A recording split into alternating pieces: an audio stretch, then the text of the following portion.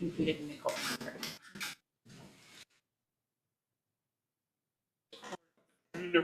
Good afternoon, everyone. We'll call this council meeting to order at 5 p.m.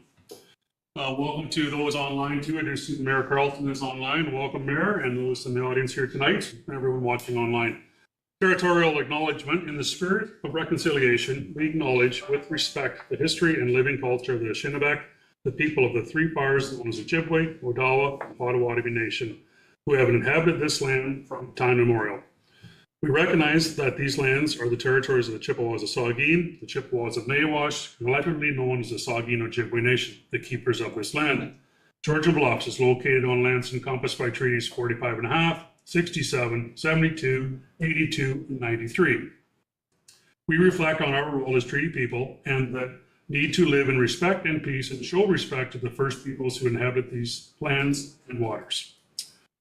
Adoption of the agenda. Motion reads that the agenda be approved as presented. Sorry, I need a mover and seconder from the floor. Councilor Winters, Councilor Scholdice. Is there any discussion on the agenda? Not seeing any. I'll call the vote. All those in favor? That is carried. Declaration of pecuniary interest. Does any member wish to declare pecuniary interest? I see none. If one arises during the meeting, we'll do so at that time. On to number 5, minutes of the previous meetings. Oh dear, council. 5.1.1, April 15th, 2026. Recommendation reads that the minutes contained herein be adopted. Need a mover and a seconder. Councilor McComb. Councilor Colburn. Discussion. I'll call the vote. All those in favor? So it's carried. All right, into announcements here. I do believe Samantha has an introduction to make tonight. Thank you. Through your chair, good evening, everyone. On behalf of the township, I'm very excited to introduce you to Evan Casey. He will be fulfilling our asset management data analyst summer student position. Evan is currently enrolled in the Environmental Technology Advancement Diploma at Georgian College, where some key components of the course completed to date include geospatial technology and water treatment. Evan comes to us with prior experience in both GIS and data collection. Throughout the summer, he will be working very closely with our asset management coordinator to collect pertinent information on the township's assets to better allow us to apply life cycle activities and move to a proactive repairs and maintenance schedule on our capital infrastructure, starting with a focus on our water infrastructure and our township-owned buildings. He will also be assisting in moving the township's work order system forward by setting up automatic work orders and routine inspection needs. Perfect. Thanks, Samantha. Welcome. Yes, welcome, Evan. It's nice to meet you all. I look very forward to working on behalf of council and the staff here. We're glad to have you. Enjoy your time. Thank you. Sure, I will. All right, I have one for myself here. Anyone else have any announcement? I was just going to say, it's probably appropriate this time to add on that this year we were successful in our grants for summer jobs. So that's something that we haven't missed in the past. So that's excellent. Congratulations to our HR department who writes the grants for those summer jobs and coordinating that through our treasurer, Samantha. So that's great news for us, and thought I'd just pass that on. Perfect. Good. Thank you. All right, and I have one announcement myself here. I'd like to take a moment this evening to recognize that this week marks International Municipal Clerks Week. Georgian Bluffs Legislative Services team are the quiet forces that keep our municipality running smoothly, from managing council, committee, and the board meetings to ensure agendas and minutes are timely and accessible. Their work is essential, if much of it happens behind the scenes. Here, these staff are also tasked with managing record retention, supporting residents in accessing public information while safeguarding privacy and ensuring we remain on track with key legislation from the Municipal Act to accessibility and freedom of information requirements. This team also leads customer service and oversees our cemetery program, handling everything from sales to day-to-day operations with professionalism and care. And this year, their workload is even greater as we prepare for the 2026 municipal election. Election year means that the clerk's office is truly kicking into high gear, coordinating timelines, ensuring compliance with legislation, preparing voter information systems, supporting candidates, to help and safeguard the integrity and transparency of our local democratic process. It's a tremendous amount of work, and much of it starts long before the residents even head to the polls. So tonight, on behalf of council and the entire community, we want to say a heartfelt thanks to our clerk, Carly Craig, and her entire legislative team. Your dedication, professionalism, and diligence support the very foundation of our township, and we're deeply grateful for all that you do. Thanks, Carly. Okay, we're going to go into public hearings. The first one tonight, the council meeting be recessed to hold a public hearing. Zoning bylaw amendment application Z0626 for the township of Georgian Bluffs, and 2, a new township of Georgian Bluffs official plan. I need a mover and a seconder to go into meeting. Councilor McCollum, Councilor Day, discussion. I'll call the vote. All those in favor? All right, so 7.1 is DEV 2026-038, public hearing report for zoning bylaw amendment application Z0626, Township of Georgian Bluffs. This meeting has been called to consider zoning bylaw amendment application Z0626 for lands described as concession 2, SCD-NPT Lot 30, municipally address of 340068 Stone School Road in the Township of Georgian Bluffs. Madam Clerk, please advise the method by which the notice was given to the public. Thank you, Mr. Chair. Notice of this public meeting was given by ordinary mail to all property owners within 120 meters, 400 feet of the subject property, by email to all the prescribed bodies on March 27, 2026, posted at the subject property and posted on the Township of Georgian Bluffs website. If an agency or public body does not make oral submissions at a public meeting or make written submissions to the Township of Georgian Bluffs before the proposed zoning bylaw is adopted or passed, the agency or public body is not entitled to appeal the decision of the Township of Georgian Bluffs to the Ontario Land Tribunal. The agency or public body may not be added as a party to the hearing of an appeal before the tribunal unless, in the opinion of the tribunal, there are reasonable grounds to add the agency or public body as a party. Thank you, Madam Clerk. I imagine, Ben, you're going to speak to this one. Please proceed with your review of the application. Thank you, and through you, the chair. So on March 27th, 2026, the Township of Georgian Bluffs initiated zoning bylaw amendment Z06-26 for the property municipally addressed as 340-068 Stone School Road. This change was prompted on December 9th, 2025 from a letter from GEI Canada, who had been responsible for a review of landfill sites in Grey County. Through the reviews, GEI found that some older landfill sites in the township, or in Grey County, do not match current municipal zoning rules. This creates some concerns with regards to the zoning, as it may not clearly allow for waste disposal management uses and clarity from that perspective, from the historical use of the site. So GEI reviewed the County of Grey's official plan and zoning maps and found that the Keppel landfill property is currently zoned rural within accordance with the county OP and the Township of Georgian Bluffs zoning bylaw. So GEI had recommended that we update our zoning bylaw to clearly reflect the historical use of the landfill. And at a minimum, the property used for the landfill should be zoned to reflect its historical waste disposal uses. The purpose of the public hearing tonight is to provide an opportunity for discussion regarding the zoning bylaw amendment application Z06-26, which seeks to rezone the parcel of land which historically operated as the Keppel landfill from rural to open space. This amendment is intended to accurately reflect the property's historical use and to ensure that no future development will be permitted on the subject lands.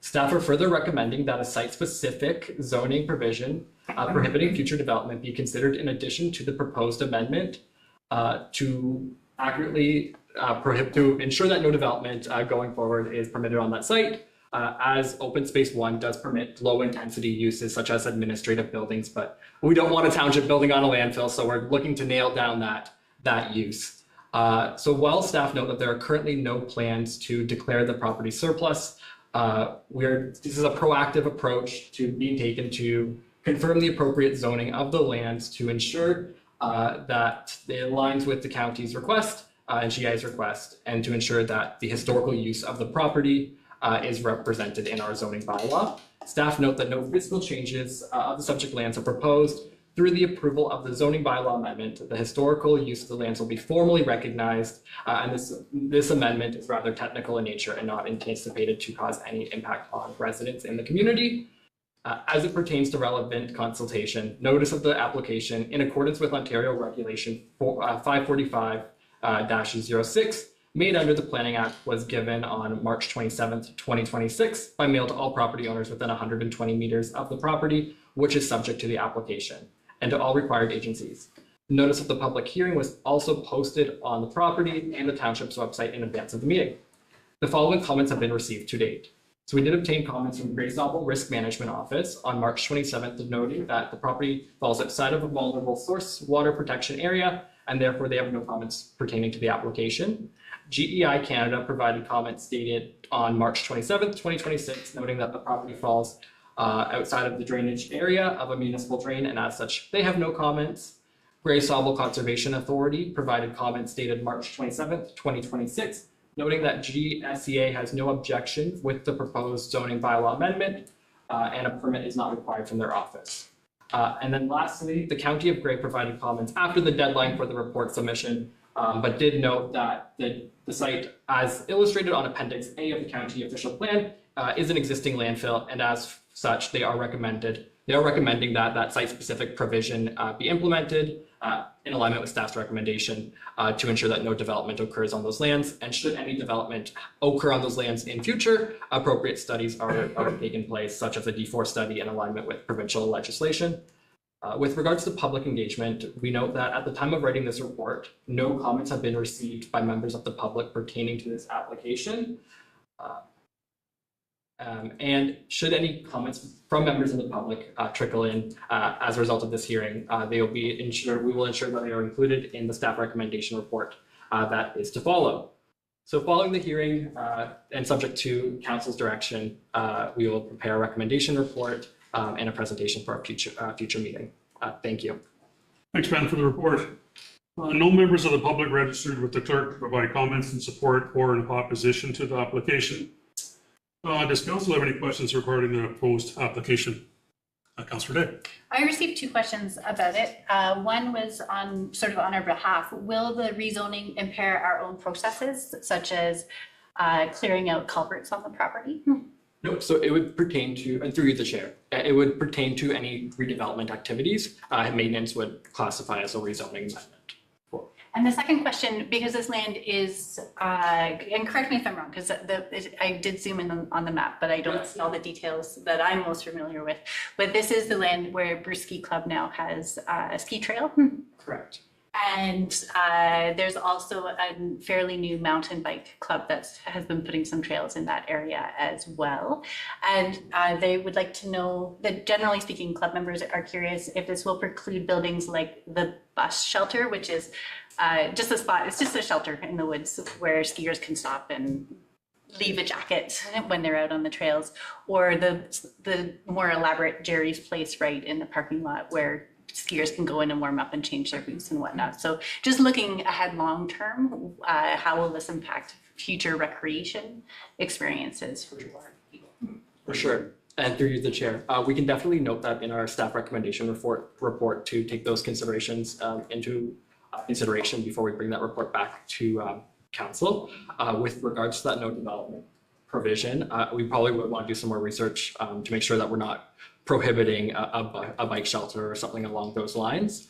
But with regards to the open space zone, that blanket zone does permit walking and skiing and hiking trails and low intensity uses, but we'll make sure that we address that in our recommendation report that will come forward at a future meeting. I think, through the chair, I really appreciate that. And I think the Bruce Ski Club would be a logical stakeholder to include on future dealings with this. For sure. Thank you. All right, thank you. Any further questions? I'm not seeing any further questions, so I'll now call for a vote on the public hearing report. All those in favor? Sorry, I'll read the recommendation first. Sorry, I got ahead of myself. The report DED 2026-38 be received for information and the council of the public meeting. Comments received at the public hearing be addressed in the future staff report for consideration. Need a mover and a seconder. I got that right, Carly? Okay, mover and seconder. Councilor McCollum, Councilor Winters. Discussion. Let's see any discussion. I'll call the vote. All those in favor? Very good. That is carried. I'll now call for an adjournment of this hearing. And mover and seconder. Councillor Coburn. Councillor Day. I'll call the vote. All those in favor? And this public hearing is now adjourned. 7.2 DEV 2026-037 new official plan public hearing. This meeting has been called to consider the adoption of the new official plan under Section 17 of the Planning Act 1990. Madam Clerk, please advise the method by which notice of public meeting was given. Thank you, Mr. Chair. Notice of this public meeting was given on March 26, 2026 and posted on the Township of Georgian Bluffs website. The person or public body would otherwise have an ability to appeal the decision of the Corporation of the Township of Georgian Bluffs to the Ontario Land Tribunal if the person or public body does not make oral submissions at a public meeting or make written submissions to the township before the proposed official plan amendment is adopted. The person or public body is not entitled to appeal the decision. If a person or public body does not make oral submissions at a public meeting or make written submissions to the township before, sorry, that seems like it's repetitive.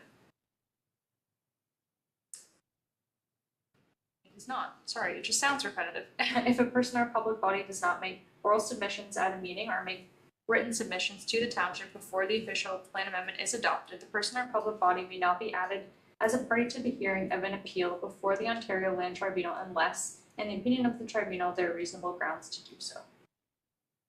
Thank you, Madam Clerk. I'll now invite Michael Benner, Director of Development and Infrastructure, and our consultants planners, David Welwood and Rebecca Elbeck of J.L. Richards, to provide the public meeting report and presentation. Michael, please proceed.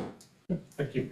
And through Mr. Chair, I'll just provide a brief background and then turn things over to David, our consultant. As Council is aware, our existing official plan was adopted on August 8th, 2012, and finally received approval under the Municipal Board in February 2014.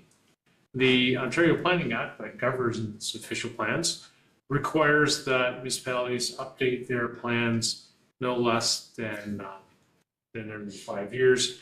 Recent changes are actually now looking at no less than every 10 years. So whichever policy you choose to follow, our official plan needs some updates. We started that process of updating our new official plan with the assistance of J.L. Richards actually in 2021.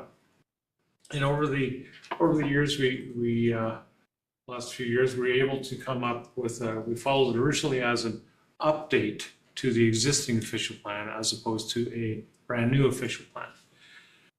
Very recent changes to provincial policy and the Planning Act, I won't say forced, but kind of made us reconsider our approach with the update to the official plan. And in discussions with the Ministry of Municipal Affairs and Housing, I was decided that rather than move forward with an update to the official plan, a whole new official plan be provided. The new official plan is very much almost identical to the updated official plan, with the exception of some new policies introduced around battery energy storage systems and some updated mapping. With that, I'm going to pass it on to David to provide an overview of the highlights of the new official plan. Thank you, Michael. David, welcome. You're muted. Yes, I am. Thank you. Sorry about that. Great to be here again. It does feel a little bit like deja vu because this presentation is essentially almost identical to the one I gave about almost a year ago with regards to the Section 26 proposed update by amendment to your official plan, which, as Michael has explained, we've now decided to process as a brand new OP.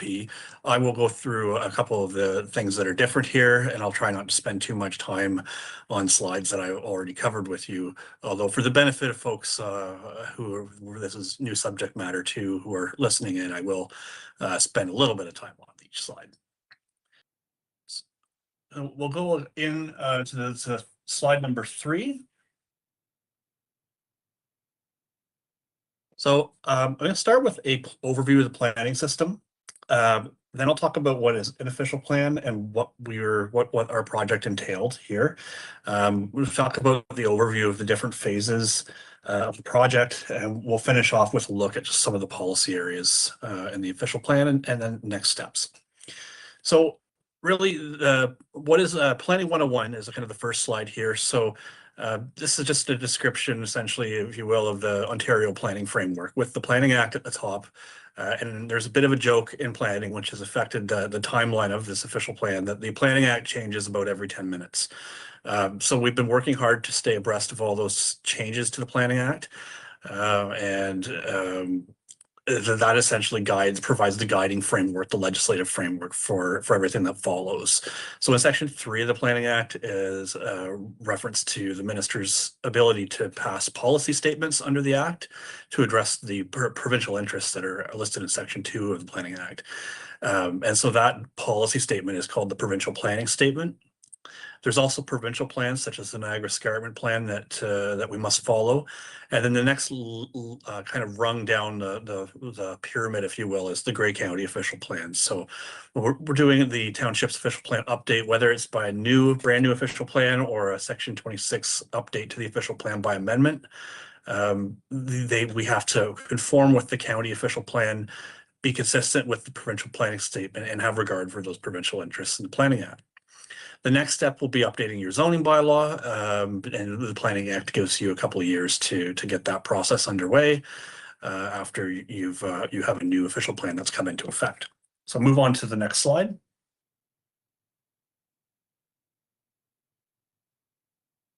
So your official plan, you're probably familiar. It establishes policies for where land uses should be located and how land should be used in your community. It's adopted by council, and it's depending on the municipality. In Georgian Bluff's case, it's approved by the County of Grey. There's a whole bunch of different policy matters in the official plan related to housing, businesses, encouraging economic development, the location of industry, the phasing of new development, the shape and the fit of development. There's policies encouraging affordable housing, infill development, and then policies to protect those provincial interests I mentioned a little bit earlier, such as protecting wetlands, ensuring development doesn't occur in floodplains, protecting agricultural lands and cultural lands and cultural heritage resources. Let's move on to the next slide, please. So Michael talked about the information on this slide essentially. So just to summarize, your current official plans from 2012 was approved by the Ontario Municipal Board, which is now the Ontario Land Tribunal. This update is really intended to align with that range of changes to the Planning Act that have happened since the OP came into effect. And we're 2 provincial planning statements or policy statements later since we really started the official plan process in 2021. So this new OP reflects all the changes made to date. And if the province happens to release any new changes to the Planning Act between now and the county's approval of the official plan, the county also has the option to update by modification if something new comes out that needs to be aligned with. So always looking forward to the future there. Move on to the next slide. This is just some of the phases, and these have been updated based on a couple of different scope changes we've had over the last couple of years with the township. But really what it boils down to is we started with a background review, looking at a policy analysis of the various policy documents that I've referred to in the previous slide. Engaging with stakeholders, we had stakeholder focus groups, we had a couple of different open houses. We undertook a technical review of the current official plan. And this new official plan essentially follows the same format as your current official plan. And as Michael mentioned, the end result is that it's essentially very similar. Then we drafted an amendment to the official plan, which was finalized last spring. And as a result of the changes to the Planning Act through Bill 17, Bill 80, that was 17, yeah. We've decided that it's less onerous from an approvals perspective to just go ahead and re-adopt the plan as a brand new plan. So that's really where we are today. We'll move on through the next couple of slides here, move on to housing and population.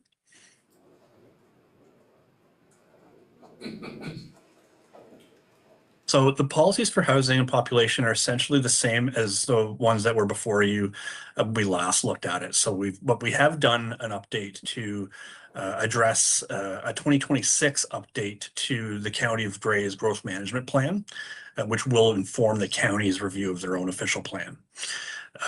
So this includes updated population projections, employment and housing forecasts, and making sure there's enough land for a 5-year supply of draft approved and registered lots and a 15-year supply of vacant lands designated for residential development. And in looking at the figures in the growth management plan, it does appear that we have a surplus of lands that are available, that are designated for residential and purposes, as well as a suitable amount of employment lands. Looking at housing policy, we haven't made any recent changes to housing policy. Just a reminder that the draft official plan does contain policies for a variety of alternative forms of housing, including tiny homes, an updated framework for permitting additional residential units, both in and outside of settlement areas, in alignment with the requirements of the provincial planning statement. We've got some new targets for the provision of affordable housing, including alternative development standards, community improvement plans, a reduction of development charges, parameters for rental conversions. We've also revised permissions for social and special needs housing and designated primary settlement areas, which are already well served by supports for those populations needing those services. To the next slide, please. Tourism and recreation. One of the things to take note of here is we've added a new policy framework for promoting agriculture-based tourism, as well as on-farm businesses, which we refer to as on-farm diversified uses, which is the PPS terminology for basically for most on-farm businesses. We have new permissions to encourage recreational-based tourism in the municipality, and further to consultation with council. Over the last year or so, we've added some policies for dark sky friendly development. And lastly, we also have some policies to guide the creation of short-term rental accommodations in the township. Let's move on to the next slide. Economic development, so notable change to the official plan, which you've once again you saw last year as well in the proposed amendment at the time. We've updated the policy framework to permit licensed cannabis production facilities through an amendment to the zoning bylaw, so not requiring an official plan amendment, but just as a zoning amendment. Some of the parameters include separation distances from sensitive uses such as residences and schools and daycares, and the requirement for technical studies when establishing a licensed cannabis production facility. So in terms of things like servicing, environmental impacts, traffic impacts, as well as noise and air quality impacts. And we've clarified that site plan control can be used to regulate these on-site matters. So moving on to sustainable development. This is a new one. This was a fairly recent ask in the last couple of months for us to look into. Is a new policy proposed on battery energy storage systems. So we did a little bit of extra research earlier this spring to come up in consultation with county staff and some of the best practices we're aware of to come up with a framework for permitting battery energy storage systems as a principal use in the rural designation, as well as the space extensive commercial and industrial designations. These could be considered accessory or on-farm diversified uses in the agricultural designation, but provided they're limited in scale and secondary to the primary farming operation. Some of the considerations for battery energy storage systems that we proposed include separation distances from forested areas to reduce the risk of wildfire, separation distances from sensitive uses such as residential uses or schools, daycares, etc., and the requirement for technical studies such as noise, addressing matters such as noise, wildland fire risk, fire protection, emergency response, and commissioning and decommissioning. And once again, site plan control is proposed as a tool to regulate the on-site development matters for a BESS or a battery energy storage system. We've also proposed prohibitions for battery energy storage on lands with significant natural heritage features or natural hazards. Moving on to transportation on the next slide. Policies promote traffic calming and pedestrian safety improvements on township roads, encourage active transportation improvements when planning for new or rehabilitated transportation infrastructure. We've also recognized that full services are anticipated, so that's full water and sewage services are eventually anticipated for the East Linton settlement area. So moving that from what we used to call secondary settlement area to a primary settlement area. The future redesignation, we set the stage for that. Sorry, it's not currently designated there. So the future redesignation of East Linton will happen once those full municipal water services are extended. The policies also promote low impact development standards and naturalized stormwater management techniques that integrate with public open spaces. Moving on to the next slide. The climate change. So the policies in the new official plan promote and encourage climate change adaptations, such as the use of green infrastructure, using a natural asset lens to planning, reducing parkland dedication where appropriate, where sustainability features are used in new development, such as green roofs or renewable energy. We've also committed to a regular review of climate change information and projections to inform land use and infrastructure planning. The dark sky policy, we developed this some time ago. Nothing new here. Policy here for reducing, helping to reduce light pollution in the township and encouraging those kind of dark sky building and design techniques for new development. Move on to the next slide, please. Natural resources and hazards, another kind of topic area of the official plan. So we do have a lot of bedrock and shale resource areas. So we've updated the policy framework to align with the provincial planning statement and the county official plan to really address any land use compatibilities between extractive uses and sensitive uses.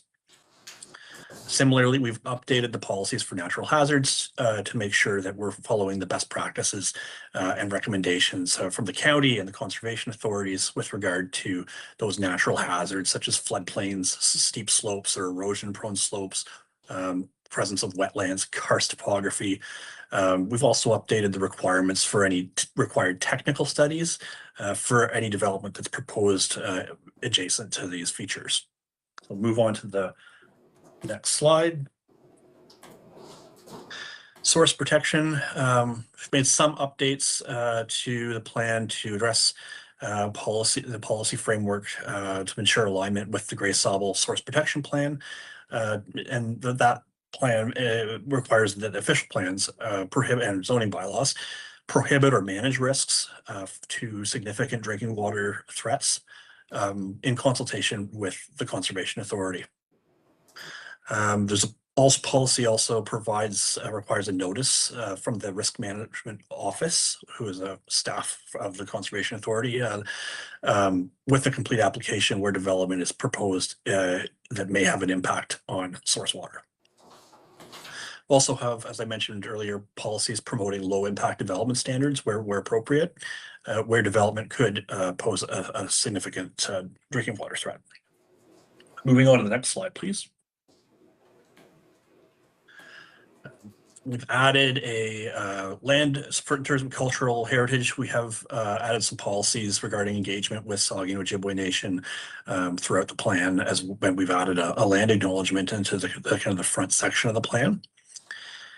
Regarding cultural heritage resources, the new official plan has requirements for landowners to consult with the township, the county, and Saugeen Ojibwe Nation wherever developments proposed in an area having high potential for archaeological resources. Moving on to the next slide. Just getting close to the end here, we have new land use schedules that have been prepared in order to align with the county's official plan mapping. There have been minimal changes to actual land use designations in Georgian Bluffs, but have a look at the schedules, make sure everything looks like it makes sense to you. New schedules for Shallow Lake, Springmount, Balmy Beach, Kilsyth, Keedy, Rockford, East Linton Brook, and the Sunset Strip. There's also a new transportation schedule that's been included as part of the updated official plan. So moving on to the next slide, which is on second last slide. So really why we're here tonight is to hear from you on your thoughts on the proposed official plan. Just a reminder, it is very similar to the official plan amendment and kind of black line version of the official plan that you may have seen last year in June. I've tried to highlight the areas where there are some minor differences. And really the purpose of this second meeting is to allow the public also a feedback to see this, to be heard before this plan is brought forward and recommended for adoption. So on to the last slide, please. So the next steps, a recommendation report will be prepared based on any feedback that we hear tonight or over the coming days as a result of any comments from the public. Once council has adopted the new official plan, it will be provided to the County of Grey for final approval. Once the official plan is approved, a notice of decision will be circulated out to anybody who asked for a copy of that decision. And only persons or public bodies who've made written or oral submissions prior to council's adoption of the official plan may appeal the decision to the Ontario Land Tribunal. That is really the end. I know myself and my colleague Rebecca's face are on the very last slide, and Rebecca sends her regards. We had a bit of a conflict tonight, so I said, well, I'll be happily take this one for Georgian Bluffs. So I'm going to turn it back over to you, Mr. Chair, and members of council for any questions. Thank you, David, for the update and the refresher. It was good information again. So we do have 2 delegates registered with the clerk to provide feedback on the proposed new official plan. I do believe Susan Fruck and possibly Jay Forsland. I do see Susan online. Susan, you're on the floor for comments.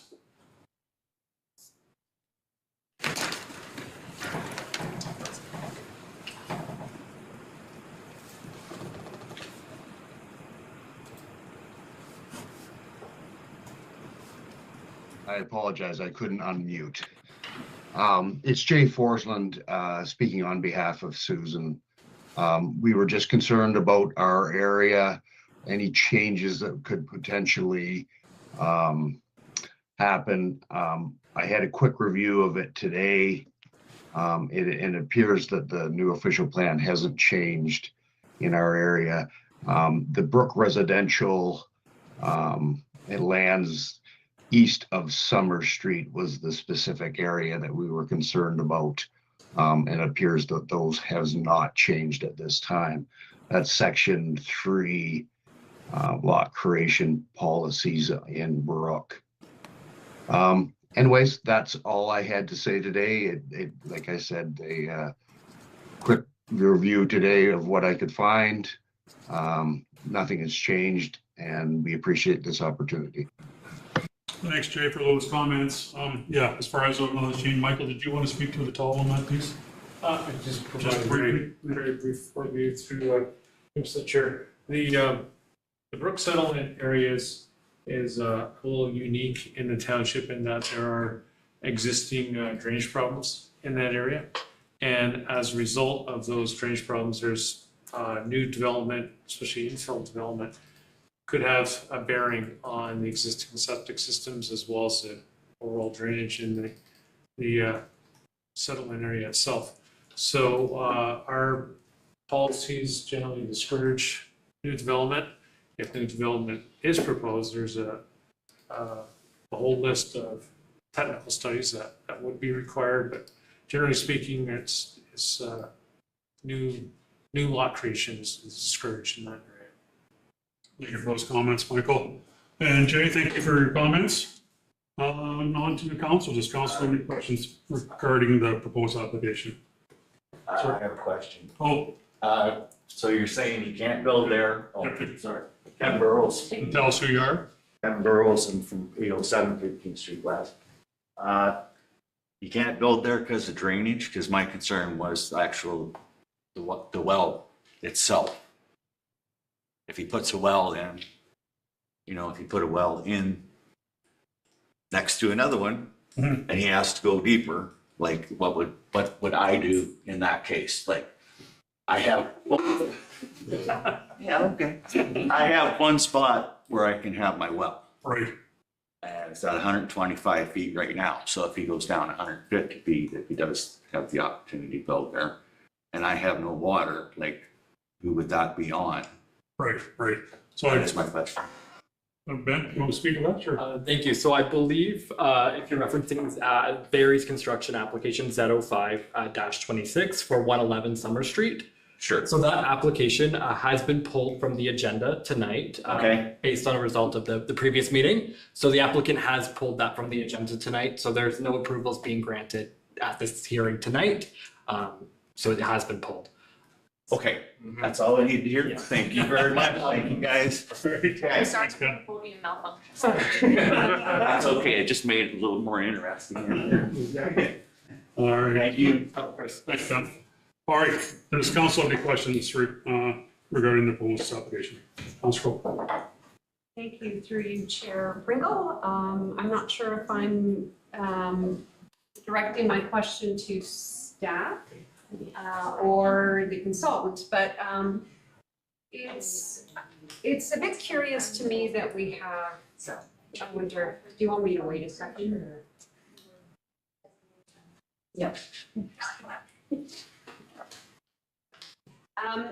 I found it curious that there are the new sections, I think there are new sections on the battery energy storage facilities and also the cannabis production facilities. And yet the official plan is relatively silent, if not entirely silent, on wind turbines and solar farms.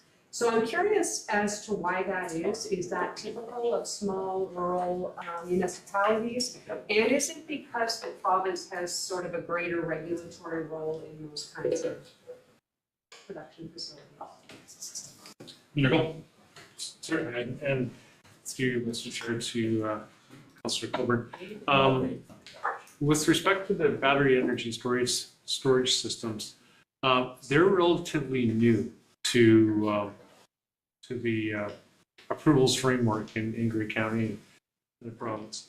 And just by going by best practices of other municipalities, we felt when we had the chance to put in policies into the official plan that address those systems, that we should take that opportunity while we can. We were approached in the township about a system very preliminarily, and after that we thought we need some policies to direct this. With respect to the larger energy projects like wind turbines, solar farms, they have a slightly different approval regime with them. They go through Industry Canada, and there's a different approval process that they follow that I wouldn't say circumvents the official plan, but it certainly is kind of apart from looking at official plan designations. They're actually only permitted they aren't permitted in agricultural areas, they're only permitted in rural areas. So I suppose in that way, it does touch our official plan, but the approval process is led at the federal level.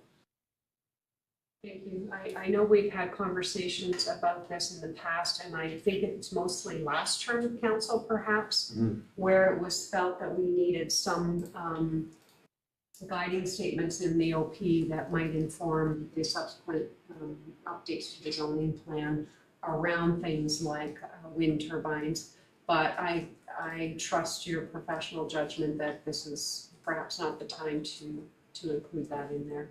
And if I may, Yeah. Chair Pringle, happy to see the tiny homes included in there. It at least does something for us in getting to more affordable homes for folks. I know that the intent of the provincial planning statement was to build more homes and build them faster. I like that our official plan takes a more measured and managed approach to growth, as it ought to, because we just don't have the infrastructure available to us mostly to facilitate any kind of aggressive growth. So I like that that sort of sentiment has been maintained. Any follow-up questions that anybody else got it? Councillor Day. Not a question, but a comment. I just wanted to thank staff and our consultants for their efforts, and I don't want my lack of questions to feel like a lack of interest. I know I had a lot in our past meeting and they were addressed, so I'm glad we're moving forward in the process. Thank you. Any further questions? Isaac? Yeah, I'll throw it. Councillor Solers? Yeah, thanks. I was happy to read through the official plan and I liked it overall. Just kind of backing over Councillor Colburn's question about the battery storage, I was in attendance during a session in Roma in I think 2023, and I was, it was, if my memory is serving me right, I think it was Brantford had a battery storage, and they spoke about how they had a fire for that system, and that there were a lot of measures that could have been taken in place in advance of that to help their local fire department be more ready to be available to put the fire out. So I think from that lesson learned, I wondered just the staff, maybe not even a question or just a comment, but I think it's important to have those sort of health and safety measures set in place for our own local services like our EMS and fire departments to be ready in case we have a fire with these battery storages. I don't even know if that's a question, but just a comment. When I was reading that, it made me reflect on my time during Roma in that session. There are lessons that we can learn from other municipalities.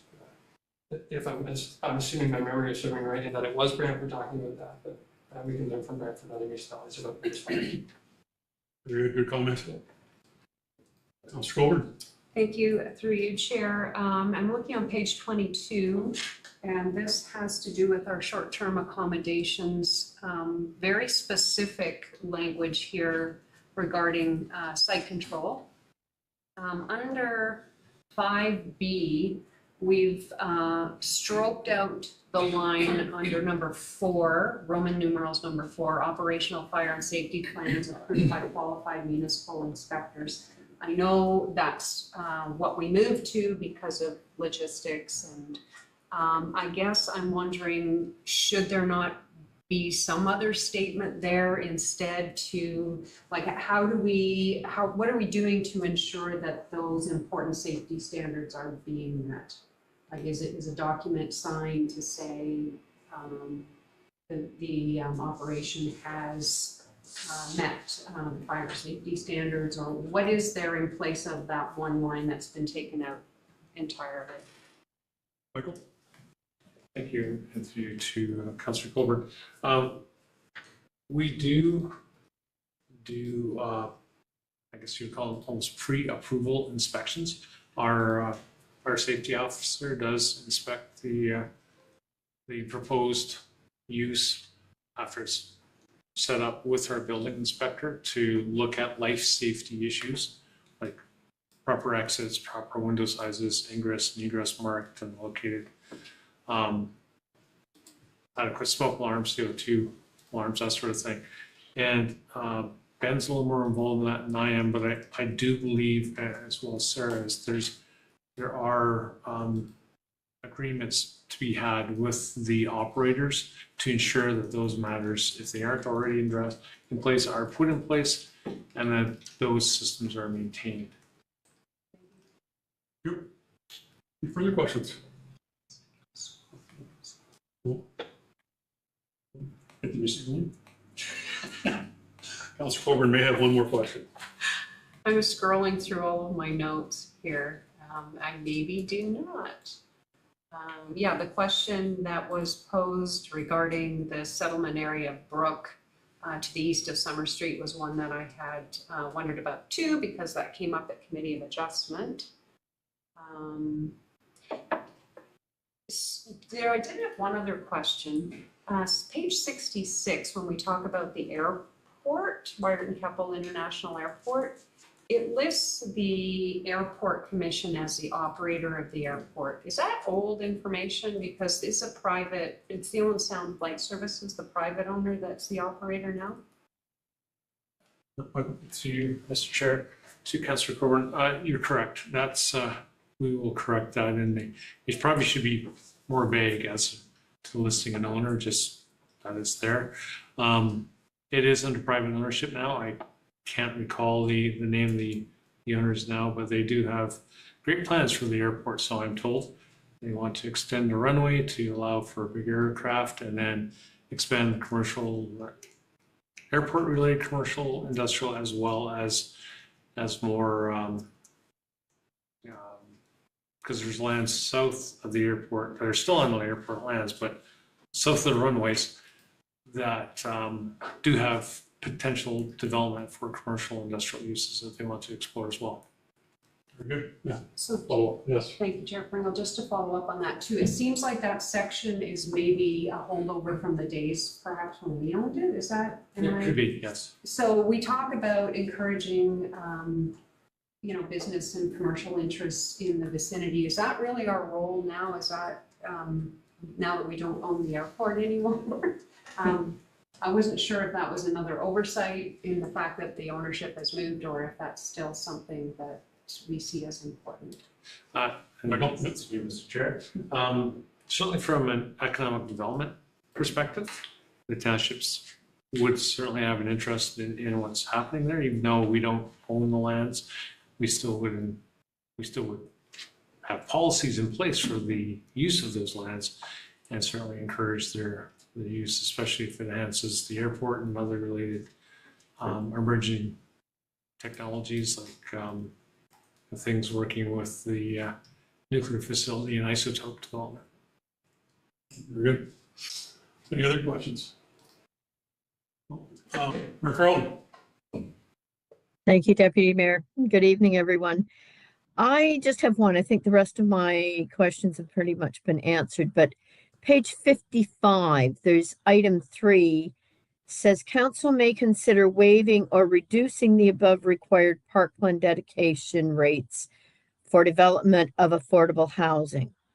And I guess my concern there is normally if we're talking affordable housing, we're talking smaller lot sizes. And I'm wondering about reducing a parkland requirement.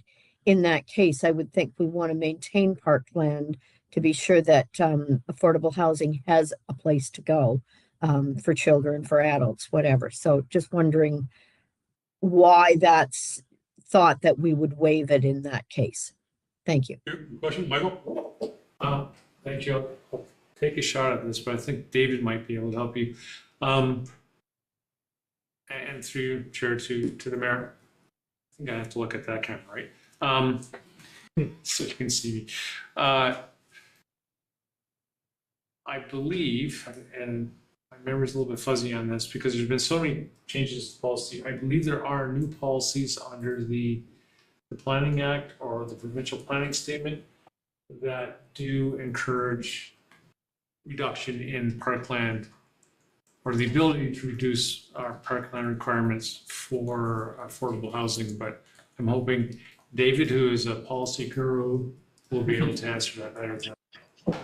Well, it's big shoes that you're giving me there, Michael, but yeah, thanks. I think in looking at the way that the policy is worded, it's an enabling policy. So this is intended to allow council to waive affordable housing where it's appropriate. So there may be some cases where you wouldn't want to waive the affordable. There may be lots of cases where you wouldn't want to waive the parkland requirement, and that provides you with the flexibility to consider it. But I think there may be sites in the community where if somebody has proposed an affordable housing development and it happens to be, let's say, right across the road from a large public park or recreational area, that might be an example of when it might be appropriate to reduce those standards. Or perhaps if it's a small urban lot in a settlement area where There's not a lot of, it's very similar urban density to other developments surrounding it. That may be another place where you could consider waiving those requirements. So that's my take on it. It doesn't require you to waive them. It's just allows you to do it if it's appropriate. And similar to what Michael said, it is one of the changes to align with the range of changes that we've seen to the Planning Act over the last couple of years. Thanks, David, for that. Follow up there. Okay, very good. I just have one more, and it's right along the lines of Mayor Carlton's on page 55, same number 3, that we would waive or reduce the parkland dedication rate for the development of affordable housing. We've also waived that fee for nonprofit organizations that acquire land for preservation. And I just, or naturalizing trail systems. I wonder if that should be included in the plan, or is that, it would just save us from sort of the one-offs where we have to go back and request that not be done. Michael? Mr. Chair, that's a good point. That would be a good inclusion. Thank you. Any further questions? I only have one question really, and it's not an issue. I noticed in the garden suites there that you're allowed to put a garden suite on a property there on a temporary basis, is what is how it's described. I'm just curious to know what classifies temporary. Is there a timeline on temporary, or is the temporary jumped out to me as what is temporary? 5 years, 10 years, lifetime? And Mr. Chair, you're right. It is a garden suites are a little bit different than accessory dwelling units. But the timelines for garden suites, they used to only be back in the day like 3 years or 5 years. Now I think it's extended to something like 21 years. As opposed to an accessory dwelling unit, which is there for as long as the house is, could be a couple hundred years. So both are still permitted, and that's why they're both in the policy still. Yeah, well, I'm just curious, just temporary kind of jumped out at me there. It seemed like that needs it quite a range there in temporary. So no, thanks for clarifying that. Any further questions? All right, if I don't see any further questions, I'll now call for a vote to receive the public hearing report. Recommendation reads that report DEV 2026-037 for the new official plan public meeting be received for information. I need a mover and a seconder. Councilor Leonard, Councilor McComb. Discussion. I'll call the vote. All those in favor? And that is carried. I will now call for an adjournment of this hearing. I need a mover and a seconder. Councilor Schuldice, Councilor Coburn, and I will call the vote. All those in favor? That is carried. For a got going meeting, thank you, David and Rebecca, for your time and effort on this project. And I will now call this public hearing is now adjourned. It's our pleasure. Thank you. Thank you, David. All right, on to public presentations. 8.1 presentations. Any person who wishes to make a presentation to council must register with the clerk at least 10 days in advance of the scheduled meeting. To register, you can complete the online delegation form, www.georgianbluffs.ca/delegations, or call the clerk's office 519-376-2729, extension 601, and we have no public meetings there on that one tonight. Delegations on the agenda items. Any person who wishes to appear before council regarding an item on the agenda must register with the clerk's office. To register, you can complete the online delegation form, www.georgianbluffs.ca/delegations, or call the clerk's office 519-376-2729, extension 601, or register in council chambers with the clerk prior to the meeting starting at 5 p.m. And we have none. Public inquiries. Any person who wishes to appear before council with a question or inquiry must register with the clerk's office. To register, you can go to www.georgianbluffs.ca/delegation, or call the clerk's office 519-376-2729, extension 601, or register in the council chambers with the clerk prior to the meeting starting at 5 p.m. Tonight, we do have Larry Oliver, ongoing drainage issues. Come on up to the platform here, Larry. You have 5 minutes to present, and I think we'll leave Larry at the handout. Thank you. Yes, I misread the information. I should have had this these photos to you earlier. First, let me say, I have a driveway, like everyone else has in their home. It's about 10, maybe 12 by 50. So it's about a little over 500 square feet. It goes down to my garage. There's a catch basin down there. When it rains, it can take care of all that water from that driveway. The situation that I have is I'm getting sheet water from over 100 feet on either side of the road. Coming from the crown of the road, it collects down to the edge, and it ends up down my driveway, and there's no way that my catch basin can contain that kind of water going through. So I can interrupt, can you give us your address, Larry, so I know which property we're talking about? 280009, side road 15. And my neighbor who's given up on fighting this, he's at 280011. His name's Phil Steffler. He's so fed up with it, he's given up complaining. I have no less than 10 requests that I filled out in the past. And I get a reply of, well, I've had people drive by, I've stood there, waited to talk to somebody about it. They've driven by, and then I get the request has been closed. Concerns brought to our attention on this case has now been closed. The required steps to resolve this case number regarding the concerns brought to our attention on this case has now been closed. I've never seen anybody on this, never talked to anybody about it. So it's the crown of the road. And also people have paved their driveways up a little further up. So I would say about over 2,000 square feet of rainwater coming into my driveway and Phil's driveway, washing his driveway out. I have damage to my garage floor. I have damage to the structure of the house, brick, cement. And I just wanted to bring it up to council if I could have something done about it. I did go and I did sort of chip away a little bit of a groove along the edge of the road, and it actually went over to the ditch in front of my house. It actually got away. So I think just something like a asphalt curb down to the ditch in front of my house, maybe dig the ditch a little deeper, fine. Maybe a catch basin filled with rock. I don't care as long as it gets to the ditch. It's not getting to the ditch. It's getting to my house. So, anyway. All right, well, thank you for bringing that forward here, Larry, and we'll, any clarifying questions from council? So we know where the property is. There's no clarifying questions from anybody. We're good, and thanks for coming in today, Larry, and we'll see where it goes. Did you want me to leave those? Councilor Coleman?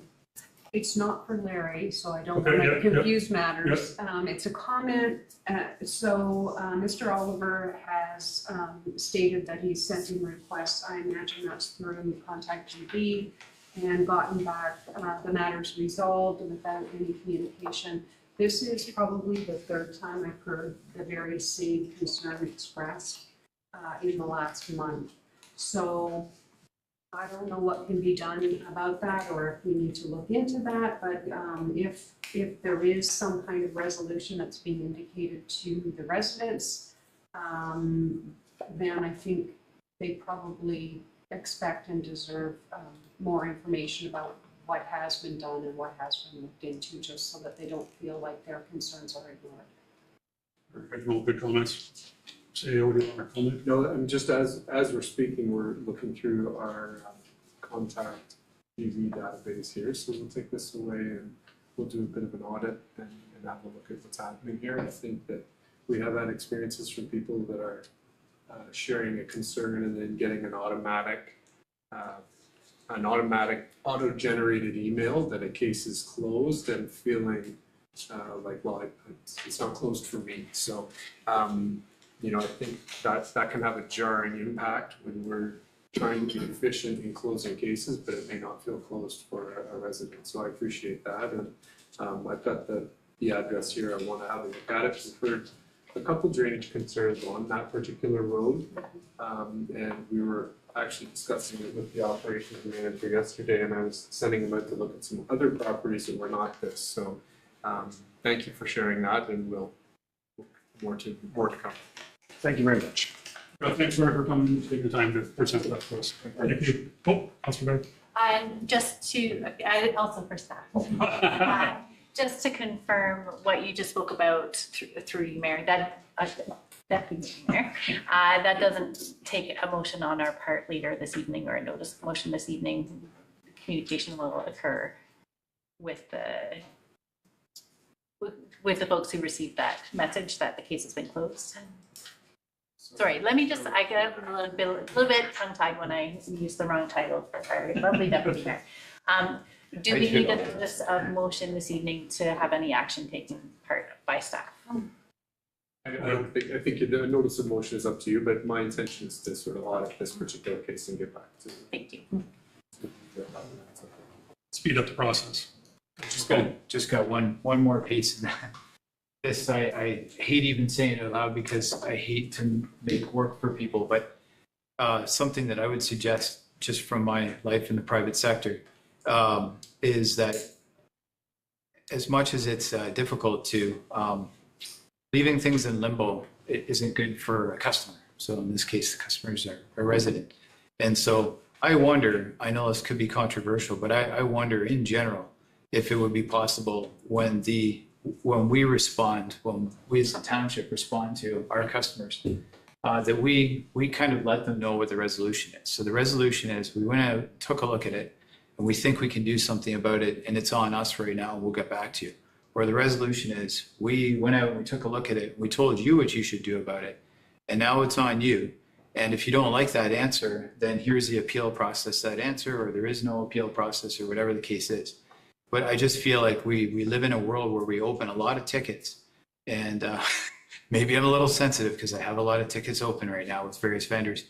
And we open a lot of tickets, and quite often I feel like they're closed, like you say, without the satisfaction of that, and without any knowledge of where to go next. And so, you know, that would be super helpful. We might be the only township that does it, so. It's a good point, and sensitive to the auto-generated message that comes back. It may be, you have a good suggestion, is maybe in our auto-generated message, we also have a next steps or a next avenue that's available, because I think we have all experienced that. We certainly have a vendor that responds to tickets sometimes, and they'll say, "Oh, you've been closed," and you really feel like, well, it's not closed for me. So locked out. It's not, you know, I'm chuckling, but it's not unjust. It is an acknowledgement that message, that auto message, can be jarring. So thank you for the feedback, and thank you for the comment. No, good comments. Yeah, we still need that personal touch, right? We still you can get a lot accomplished over one quick conversation as opposed to 6 emails. So, okay. Any further questions? No, we're done with that. Okay, thanks, Larry. All right, on to consent agenda. Does any member wish to pull an item from the consent agenda?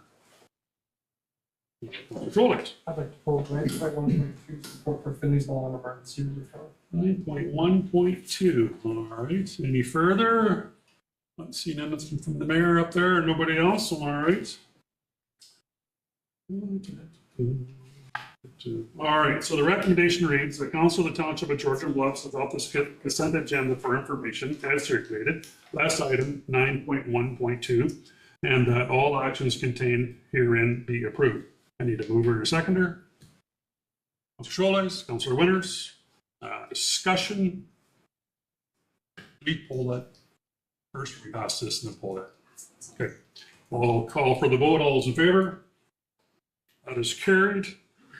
Let me get down to where you are. Here is it.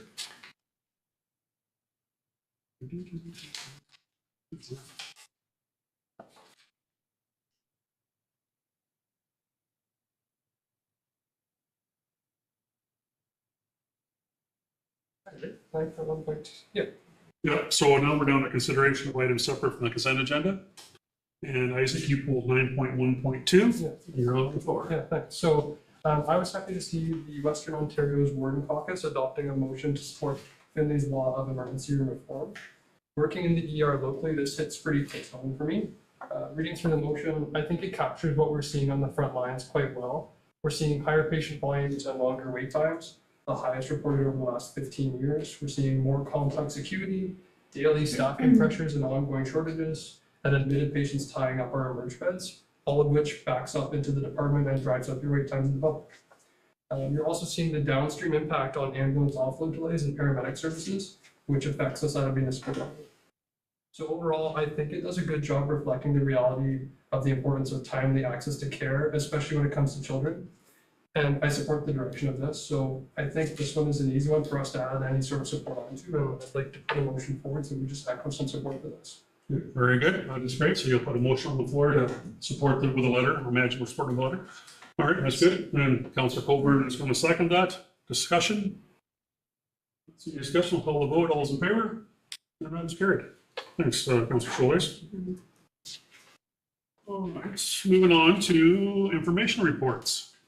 11.1.1 DEV 2026-022 Assessment of Agricultural and Rural Lands Utilization and Growth of Accommodation and Capacity within the Township of Georgian Bluffs.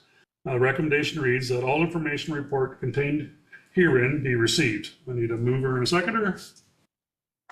Councillor Scholes, Councillor Winters, Michael, Director of Development and Infrastructure. Okay. Assessment of agricultural and rural lands utilization and growth accommodation capacity within the Township of Georgian Bluffs. Ben wrote this report. That's why there's a really good long Stop it. good long title. So I'm just going to give a bit of a synopsis on it. We split up our duties here. I guess to begin with, when we look at development in our agricultural and rural lands, our official plan is really focused on our settlement areas. So we rely heavily on the county's official plan when it comes to our agricultural and rural areas. And the county's policies are quite restrictive when it comes to our agricultural lands, not quite so restrictive when it comes to our rural lands. In terms of the amount of land we have, it's almost a pretty even split of about 15,000 acres each between ag designated lands and rural designated lands. Obviously the agricultural lands are the more sensitive lands.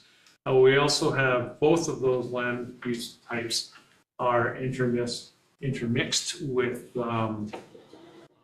natural heritage lands that have a bearing on what you can do to either land designation. And so essentially when it comes to, I'm really paraphrasing here because Ben did a very good report, but when it comes to development on those lands, the development in the agricultural lands is very much limited to boundary adjustments for technical or legal reasons, which are usually very, very small. Farm mergers where you'll have large farm parcels combining together, and or the creation of new farm parcels. If you have a very, very large 200 acre plus parcel and you want to split that into 100 acre parcels or 80 hectares to 40 hectares, those are allowed. And then also we have surplus farm dwelling creation policies in place. And I think that of those types of severances in the agricultural lands, the surplus farm dwelling severance creation is the one where you think, oh, they're really kind of breaking up farmland through those, because what you used to see was a farm that had a dwelling and the garage, maybe the barns were close by, that sort of thing. And now we come across these every once in a while through the Committee of Adjustment, you'll see where the existing house, perhaps the barn, are severed off as a separate residential unit. So that it feels like it's taking away from agricultural lands, but when you think about it practically, the agricultural lands are like you're not farming close to your house. And when that new lot is created, we tend to reduce the new non-farm parcel to as small a footprint as reasonably possible. On the retained lands, on the agricultural lands, we then, through the provincial policy statement, are required to zone them for non-residential use. So what that is intended to do is stop what used to be called checkerboarding back in the day, where you would have a farmer, and okay, I'm severing off my existing house, now I'm going to build a new house over here. I'm going to sever that off. Oh, I'm going to do that again and again and again. So that was a thing back in the 1980s and 1990s. Changes in the Planning Act and provincial policy statements have eliminated that. So on the surface, it feels like we might be removing lands from agriculture uses, but when you actually look at the uses applied to those lands, we're really not. The province does require municipalities to report on the reduction in agricultural lands. And the way they put it out is you have to, if your lands are being converted from agricultural to settlement area or industrial commercial, then you need to report those losses to the province. So we haven't run across that yet. Other municipalities do. When they expand their settlement areas, they try to gobble up agricultural lands. Fortunately, we haven't come across that yet. In terms of our rural areas, the county OP policies do allow you to sever rural areas based on the size of and it's a little bit confusing, based on the size of the original township parcel or township lot. So if I'm in lot 13 concession 2, and lot 13 concession 2 is a 100-acre parcel, 40-hectare parcel, and there's already been 2 parcels taken off of it, I think I can take up to 6, right? Or is it 4? I believe it's downsized on the 40. I have to look at his report again, sorry. So on a 40-hectare parcel, you're allowed 3 severances. So if I already have 2 severances taken off, I'm allowed 1 more. So we do get those. We do get those, and although they aren't really agricultural lands, designated agricultural lands, they are still a lot of times used for agriculture. So there is that bit of an erosion. It's hard to quantify, although we can. We typically get somewhere between 10 and 20 severances a year, and some of those are those type of rural lot creation severances. Those rural policies those rural lots, when they are created, they are occasionally created in an agricultural setting, but more than not, they're created in a woodland setting where, and then you have other studies that are triggered by that. So we do have that. You could look at that, especially if it's in a farmed area, even though it's rurally designated, it's still being farmed. That is a bit of a, I guess, introducing a conflict to farm parcels. When those do occur, we have to ensure that there's minimum distance separation calculations that are created so that the creation of a new lot is not impacting an existing barn and a farming operation.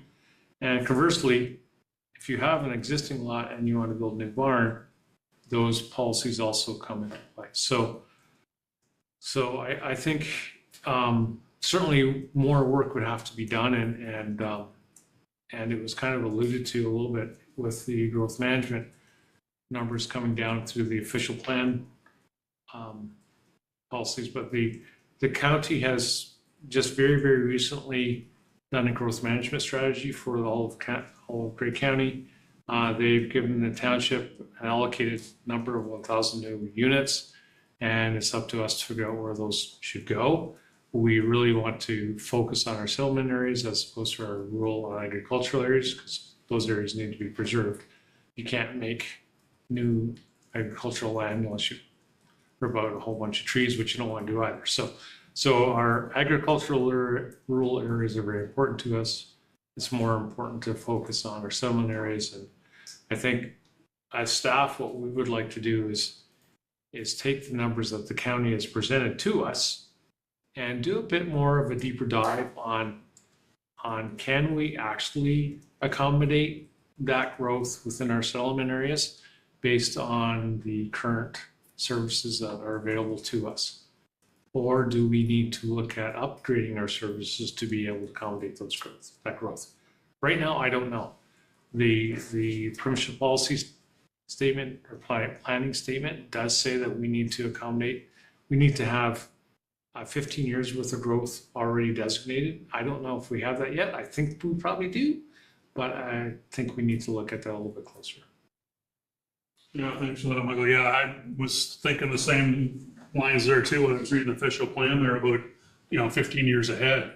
Are we there? Like, are we anywhere near there or close to that? And again, until you dive into it, you don't really know, right? But to me, that seemed like a long way out to try and project that. And do we have that capacity now? So that was good information for sure. Yes, Carly. Sorry. Through you, Mr. Chair, apologies for interjecting in the discussion. I just wanted to point out something procedurally. So it appears this report was categorized as an information report, and an e-scribe that overrides any recommendation that's contained within the report. So the recommendation was overridden by that classification, and it wasn't caught. So there is a recommendation that's in the report. The recommendation that's on the floor is to receive the information report, but the actual recommendation in the report reads that report DEV 2026-022 be received for information, and that council directs staff to pursue a comprehensive review of all lands within the township as part of a future growth management process to ensure an adequate supply of land is available to accommodate anticipated growth identified in county growth forecasts, align with provincial policy requirements, and confirm that appropriate municipal infrastructure is planned to support future development. So I just wanted to note that there are two different recommendations at play with this report, and I believe what's in the report is what's intended. Thank you. Councilor Gober. Do we need to do anything more to deal with that procedural matter? Like, do we need another motion so that we're not just receiving this information? I do have some questions about the report too, but I want to get them out. Carly, go ahead. Thank you, Mr. Chair, through you. I don't want to overcomplicate it. So if the mover and seconder from the motion to receive for information are supportive of capturing the correct recommendation, that is fine. We can proceed. Mover and seconder. I'll bring it done now. You're good. What's the mover and seconder? It was a while ago. Yeah, let me double check.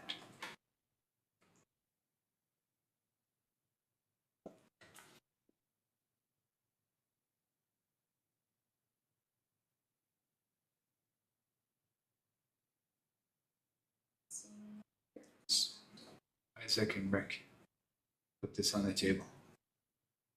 Yes, it was moved by Councillor Schuldeis and seconded by Councillor Winters. Good to move forward with the new one.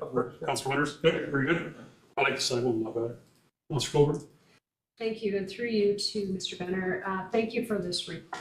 It's super interesting to me. There is some comfort in reading that we're not losing a lot of farmland. We know that 319 acres of farmland are lost every day in Ontario. I imagine that's more urban areas that are experiencing exponential growth, and we're not, fortunately, I think. But the loss of farmland is often described as death by 1,000 cuts. So even when we see at the Committee of Adjustment consent application and the severed farmhouse is larger than, that area is larger than it needs to be, I'm thankful for the county, because when they see that, they typically say, we're not okay with that. Mm-hmm. And I hope that the municipality will not be okay with that as well, because we have to do our part in preserving farmland, just as every other area has to. And it might only be a few acres a year for us, but it's still important. So that's just one comment about that report. And I speak a little tongue-in-cheek because of a particular application that came before us recently at the Committee of Adjustment that we turned down, and that was one of the reasons, one of the things that we discussed. Going back to your comment about the designated growth, is that a requirement? Like, do we have to find that number, or is a requirement, or it's a recommendation? Michael? Through you, Mr. Chair, it's a requirement by the province that we need to have adequate designated lands to accommodate projected growth for 15 years. So that means it's really not going to impact us, I don't think, because we have large secondary settlement areas in East Lytton that have large vacant parcels there. We still need to do the exercise. We still need to verify that, yes, indeed, we have the land to accommodate this. Those policies are in there because you will have, just trying to think of a local example, Owen Sound or Meaford, when you look at their urban areas, their settlement areas, they're pretty much built out. So the province is saying municipalities need to have adequate space to accommodate growth for 15 years, and you need to designate those lands to accommodate that growth. I wonder if the province then is going to help us with the cost of the infrastructure that's associated. And that is for sure tongue-in-cheek. So, you know, I think it's great that we're going to go through that exercise. I just hope that we still do that with an eye to managed growth and not out of control growth, or that we're looking for a reason to maybe expand services where we might not be able to afford to do so without adequate funding from the province. Great comments. Yeah, Councillor Day. Through you, Deputy Mayor. I think I've answered one of my questions myself, so I'll just leave that one out. But I have been pondering while we've been talking and listening about farmland. And I know we've talked about this before earlier in this term. Is it significant that we don't have a great classification inventory of the farmland that we have, looking at prime agriculture compared to land that's more suitable for rough grazing, and all those types of land they're not, say, more or less valuable all the time, they're just differently valuable in terms of rough grazing land can be fantastic for meadowlark and bobolink habitat as well. So they play different roles, but without that information, do we have what we need to adequately make good decisions? Michael? That's you, Mr. Chair, to Councillor Day. That's a very, very good and valid point raised.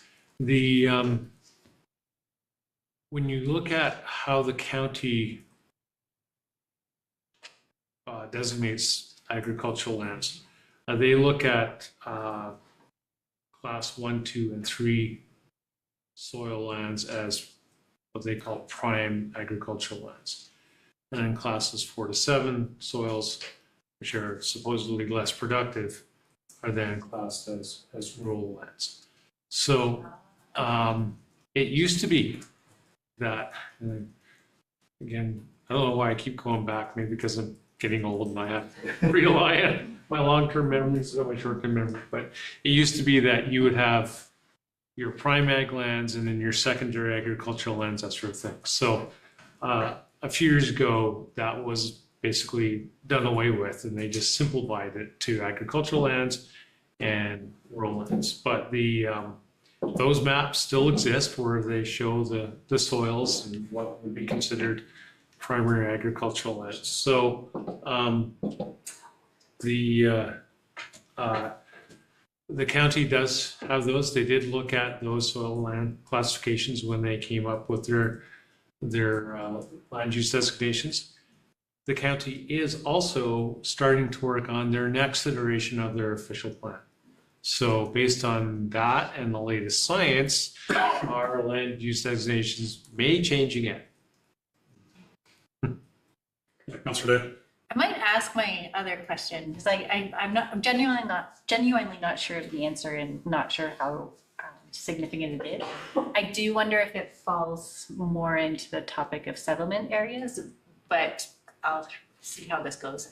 I am reminded of, I can't remember the name of the property, but it was between Wyerton and Oxenden, where there was a plan of subdivision, where it was a very historic plan of subdivision, where it did not make sense to have a plan of subdivision anymore, and we rezoned it. Are there other places like that in the municipality where there are very historic zones of subdivision that could throw off our count of locations for builds?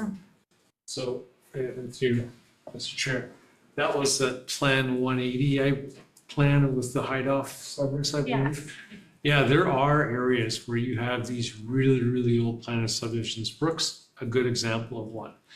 When you look at the original settlement plans for these old areas, back in the day, they had tiny, tiny lots. They were thinking, 40 feet by 80 feet, and we can build. So they created these old plans, these registered plans that have that underlying it all, this really old township fabric. And although it's there, it's hiding kind of in the background. New requirements for housing sizes, septic system sizes, that sort of thing, really dictate the size of lots these days. So if we're looking at, say we're looking at developing, and it's just totally hypothetical. I'm just trying to think of, so in East Lytton, for instance, we have large blocks of land that are within our settlement area, but they aren't serviced. They might have water, but they don't have sanitary sewers. So then if you were to build that out, which actually, by the way, you can't now because of the way that the policies have changed in the provincial planning statement. But if you were to able to build that out on partial services with water being your service and not wastewater being your service, you'd have to say, okay, every lot needs its own wastewater system. And based on the soil types and things like that, and based on feasibility studies, the lots would then have to be 0.8 hectares, like 2 acres or something like that. So then when you start to look at that, you get an idea of, okay, then I can only fit 2 houses per hectare. And that's how you do your growth management strategy to figure out, based on these limited services, I can only build out this much. So those underlying, even though that original fabric is still there, it really doesn't come into play. Like you couldn't build Plan 180 because the lots were so small on private services, they would never ever be allowed. Follow? No, thank you. Just lots food for thought. Councillor Coleman. How does medium density and sort of looking at our population, the fact that it's aging, and the idea that we're going to need to start looking at sort of living under collective roofs, possibly more so than we do right now. How do you take that into consideration? So again, a good example for that is the zoning bylaw amendments that we just went through in Shadow Lake for the 5-plex on Mr. Brown's property. The only reason he can get 5 units on there is because he has municipal services, he has municipal water, I mean, but he had to do a feasibility study to essentially see, is his lot big enough to accommodate 5 units on private wastewater services. So he had to do the, what's that study called? D54. A D54 study again. I'm glad I have Ben. My brains. You have to do a D54 study, which is an MOECP study to look at the nitrate loading of that sort of a wastewater system, see if that lot's large enough to accommodate it without impacting adjacent properties. So again, you're right, we'll have to start to look at accommodating higher densities. The province wants us to look at accommodating private densities, but we're in a bit of a unique situation where we don't have a public wastewater utility that we can easily tap into. So until we have that, we are quite limited in how we can grow. Follow-up question? No. Mayor Carl? Thank you. And I think Michael just answered my question. That's what I was going to ask. Those smaller lots of record that are currently in, say, the town plot of Brook, if the municipality were in a position to put a wastewater treatment system through and run the sanitary sewers, do those then become lots that could be built on when they would have both services? Thank you to the mayor. That does raise that potential then. If we were in a fully serviced environment where we had municipal water and wastewater, that's two components answered or addressed. We would still also then need to look at stormwater management and traffic management issues. If you can tick all those boxes, then certainly we could probably look at higher densities in certain areas. Very good. Follow-up question?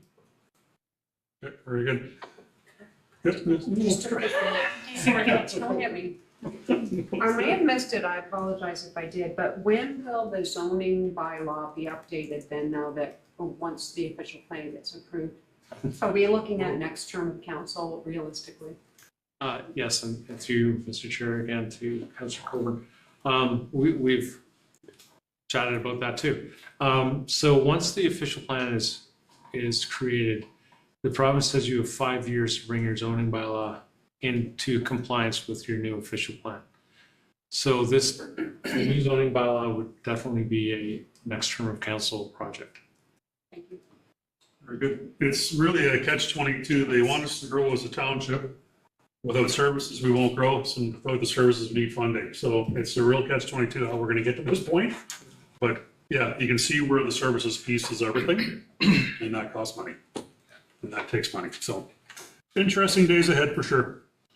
Any other discussion? Any further questions? Not seeing anything. To call the vote. All those in favor? That is carried. All right, 11.2.1 is COR 2026-015. CAO performance evaluation policy update, and the recommendation reads that the revision to the CAO performance evaluation policy be adopted. I need a mover and a second on the floor. Councillor McComb, Councillor Scholdice, and we're going to go to Carly Craig, Manager of Legislative Services and Clerk.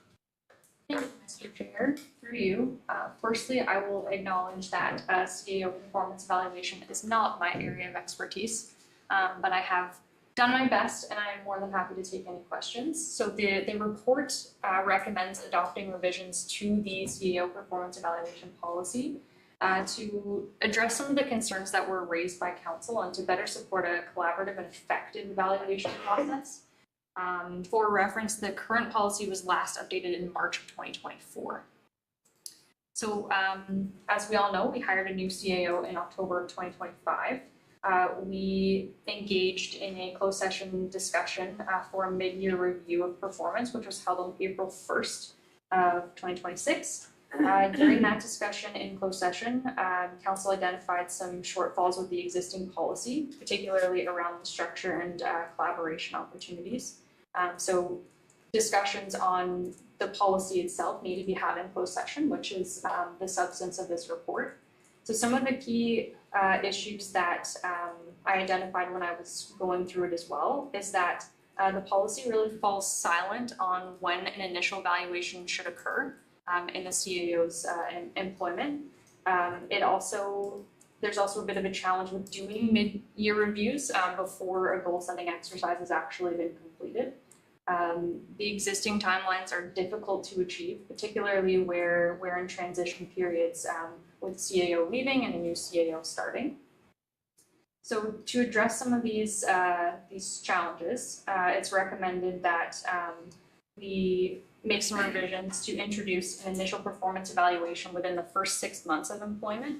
This aligns with standard probationary practices for senior executives, That's not just specific to the municipal sector, that's, sort of a standard practice for any director, CEO, CAO position. And it's also consistent with the stage of CAO employment that we're at now. So we're not backtracking, we're sort of starting from that 6 month, achieving that first step, and then moving forward through the rest of the process. Doing it at 6 months also allows the CAO adequate time to understand the organization and provides them with an opportunity to review some of the strategic plans and council priorities before they attempt setting those goals.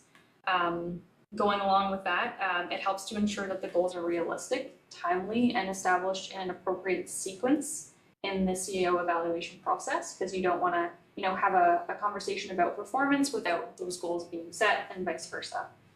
So the revisions that are proposed are intended to provide council with more flexibility to conduct these evaluations collaboratively in closed session, rather than completing the individual assessments in advance. So that was a comment that did come out of that discussion. It also adds a structured step following that for council to meet the CAO after completing that exercise to discuss the feedback and just allow more collaboration as an additional measure. It also does more closely align with the Canadian Association of Municipal Administrators guide while remaining applicable to the Township of Georgian Bluffs. There are no financial implications associated with this. With respect to salary, it is recommended that it default to the provisions of the employment contract and not necessarily a set timeline within this process, but would fall either in the midterm review or after a full year, depending on what that contract does say. So you are tentatively scheduled to continue the CAO performance evaluation process on May 20th. It is recommended that we settle this process and the policy moving forward so that it aligns with council's intended approach. And I'm happy to take any questions you have. Thanks, Carly, for that update on that report. I'll open it up to council for questions. Councilor Cole. I have a comment. I think you did a good job, Carly. Not only did you capture exactly, I think, what we're looking for, but you looped in that CAO, like other resources out there. And further to that, just again, from experience and work with other CEOs, CEOs, not CAOs, this seems, completely on par with what's done in the private sector. So it's probably done for a reason. Typically, a CEO would give you something like a 100 days report with their observations about an organization, which we did get something similar to that in closed session. And at 6 months, by, most certainly they should have a plan going forward. So yeah, I don't know. I like it. I think it's a good approach. Nothing to pick on. Thanks. Any further comments, questions? Okay, well, I'm not seeing any comments or questions. I'm going to call the vote. All those in favor? That is carried. We are going to slip into committee of the whole here. The council be recessed to hereby move into committee of the whole. I need a mover and a seconder. Councilor Day. Councilor Coburn. Discussion. I'll call the vote. All those in favor? That is carried. 12.1 reports for committee consideration. We have none. 12.2 updates for members appointed by county council committees and local boards. Do any members have any updates? Councilor Coburn. Thank you. I've been advised by the deputy mayor that this is where I would bring a summary of the OSUM conference that I attended last week in Parry Sound, along with Councillor McComb and CAO Thompson. So I'm going to give a bit of a report. It doesn't include everything, but and it's just a high level. And feel free to jump in, Councillor McComb, if you think I'm missing anything. An interesting talk about rideshare programs like Uber, previously thought of as a convenience, but now it's seen more as a method to ensure accessibility. 1 in 2 Canadians have used rideshare like Uber for medical appointments and also for jobs and employment. So, and it helps ensure access to transportation for the blind and low vision community. So becoming more and more of an accessibility issue as much as convenience. The AMO update this year emphasized housing availability and homelessness and developing a national strategy. Municipal grants for building and infrastructure, having a greater voice for municipalities in energy projects, Buying Ontario initiatives as a result of the tariffs south of us, ensuring that the that municipal feedback was heard regarding the merging of the conservation authorities and Indigenous relations. We had an interesting talk by Dr. Eileen Davila on public health. She was a former medical officer of health and now has an advisory role. She is one of the ones supporting the Grey Bruce Health Unit during the current transition to a new board after the former board was dissolved. She emphasized the importance of ensuring trust in the system, an informed public, transparency, and public engagement. She believes there's a need for resources and tools to provide effective governance over public health units. And she made the comment that I've heard lots, but it's an important one, and that's that public health is invisible when it's working well. There was a really good panel that talked about merging of health units, Lennox and Adlington and Peterborough. They were quite positive in their remarks about the merger. They have said that it has saved them money if it's done right, and that money can be put back into frontline healthcare workers. So that's what, that was so encouraging to hear that. They also gained operational capacity in doing so. So yes, there are efficiencies if it's done correctly. The Canadian Association of Municipal Administrators has some new tools out, one of which is a new toolkit called How to Build Effective Council Orientation. And Ryan and I had a quick word about that. It would be worthwhile, I think, staff potentially taking a look at that tool in building effective orientation for the next term of council. There was a presentation on a framework for strengthening local relationships with Indigenous groups and advancing reconciliation. And that was by Muskoka District, and I hope I pronounce this correctly, the chief of Wasauksing First Nation.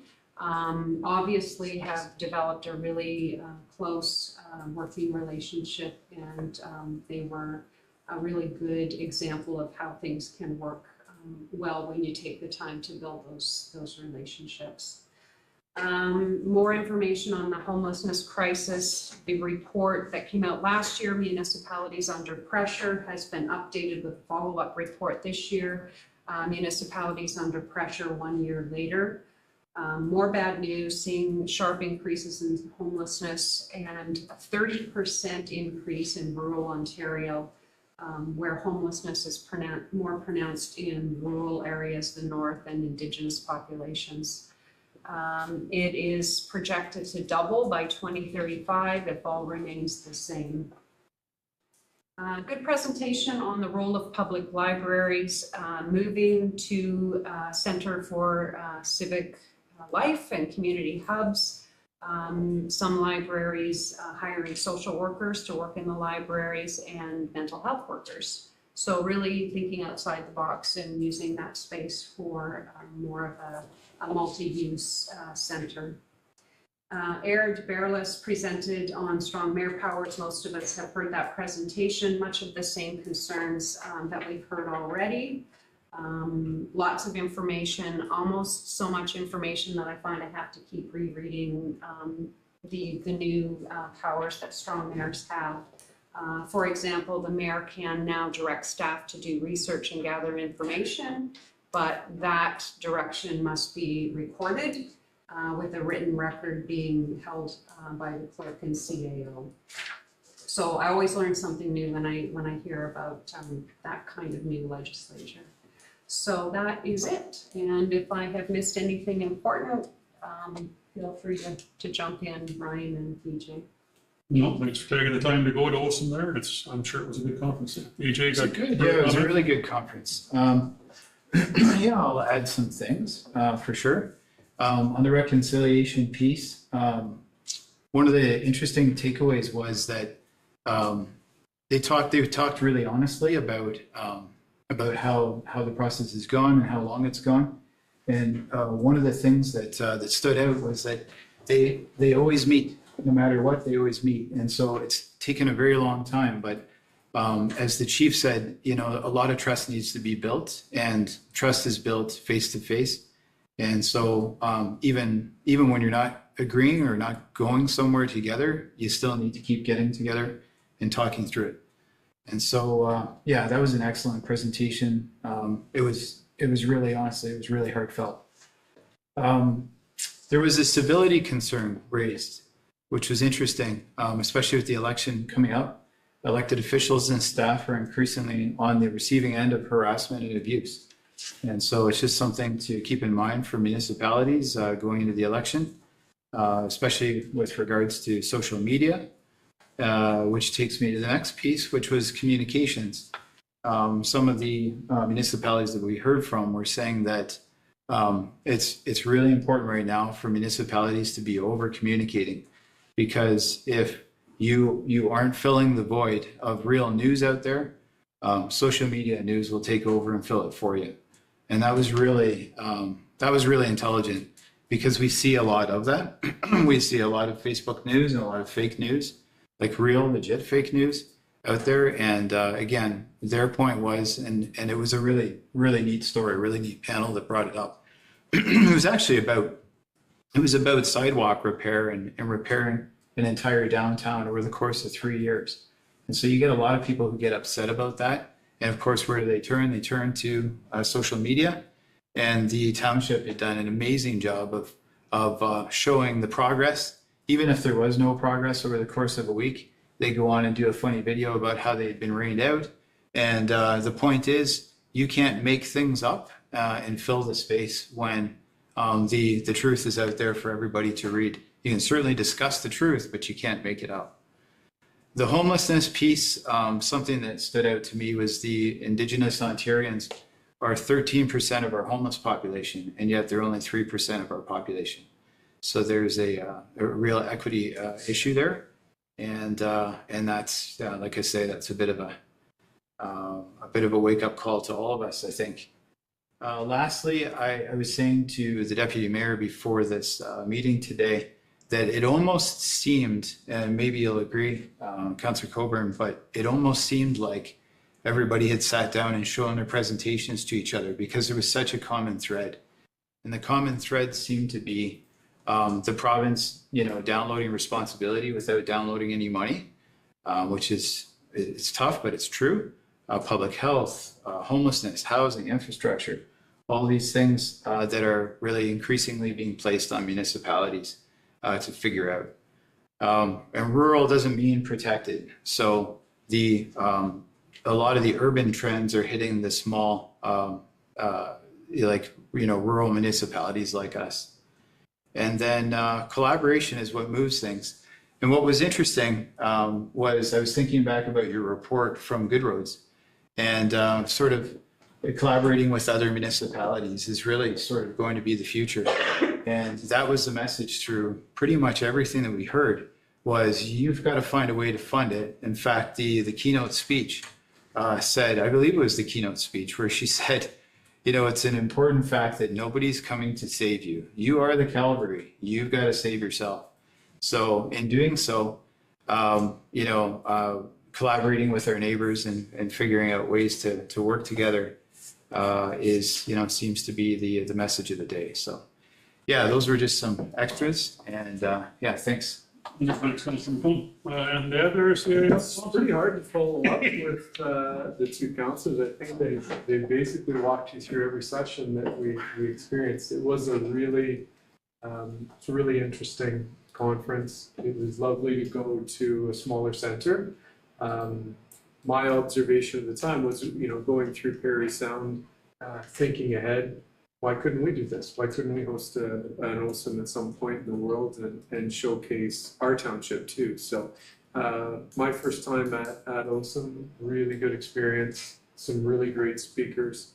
I think that the journalist that spoke, I'm not sure if you guys mentioned the journalist that spoke or just kind of went through that, but she was very, very good talking about what we experience in international, federal, and provincial politics and the impact that that has on us.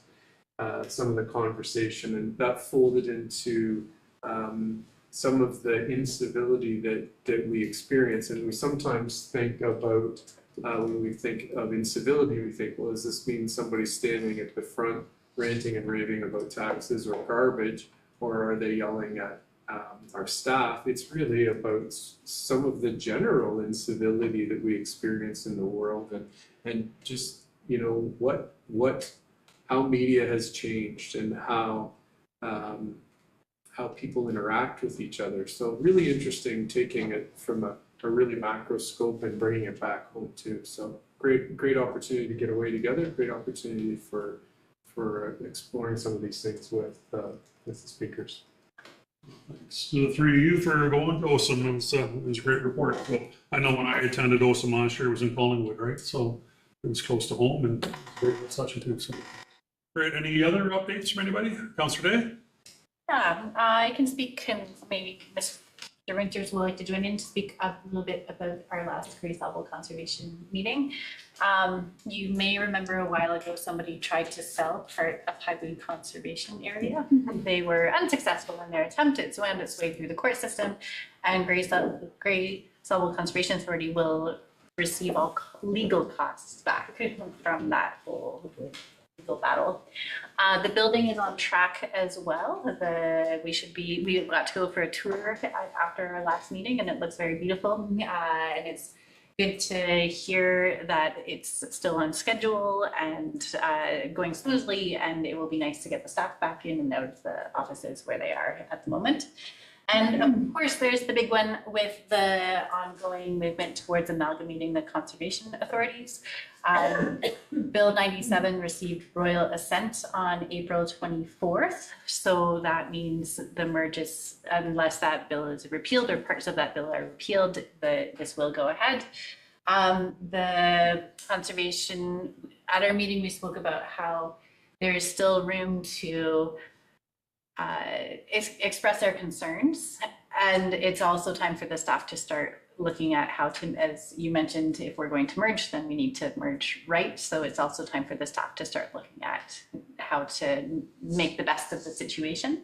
But there is still time to, from a more municipal level, to speak up if we have concerns.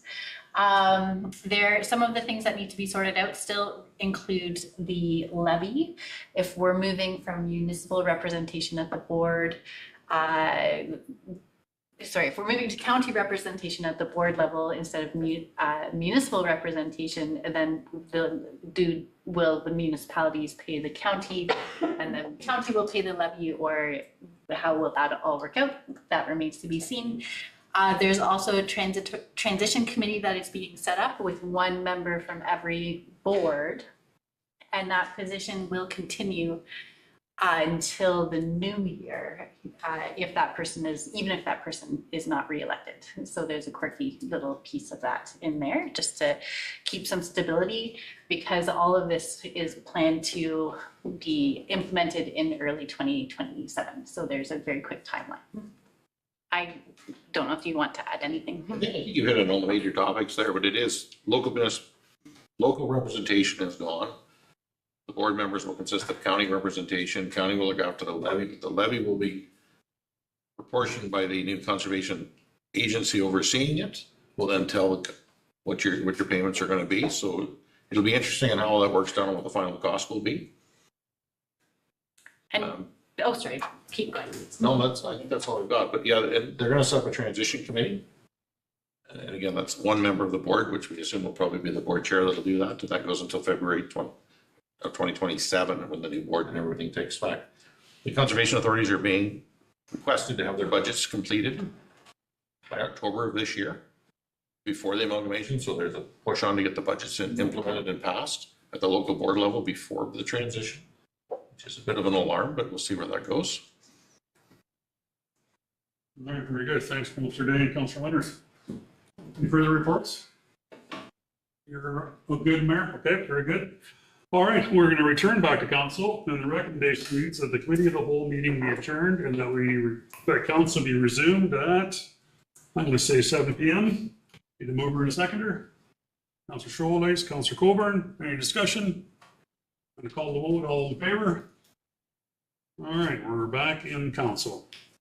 So bylaws, 13.1 zoning bylaws, 13.1.1 bylaw 2026-027 zoning bylaw amendment for Z03-26 for the Brown property. Recommendation reads, whereas council has given consideration to the written comments submitted by the agencies in the decision proposed zoning bylaw amendment application Z0626 for Matt Brown for property legally described as Plan 857 PT Lot 9 RP 16R 12113 Part 1, and whereas council has considered oral submissions made at the public meeting, therefore be resolved that council of the Township of Georgia Bluffs be satisfied that the proposed amendment is consistent with the provincial policy statement 2024 and other governing regulations. And that bylaw 2026-027 be read a first, second, and third time and finally passed, signed by the mayor and clerk, sealed with the seal of the corporation, and endorsed in the bylaw book. I need a mover and a second. Councillor McComb, Councillor Winters, discussion from council. Not seeing any discussion, it's pretty straightforward. I'm going to call the vote. All those in favor? And that is carried. 13.2 is other bylaws. 13.2.1, bylaw 2026-023, appoint a building inspector. Recommendation reads that bylaw 2026-023 being a bylaw to appoint a building inspector be read a first, second, and third time and finally passed, signed by the mayor and the clerk, sealed with the seal of the corporation and engrossed in the bylaw book. I need a mover and a second. Councillor Scholz and Councillor Coburn. Discussion.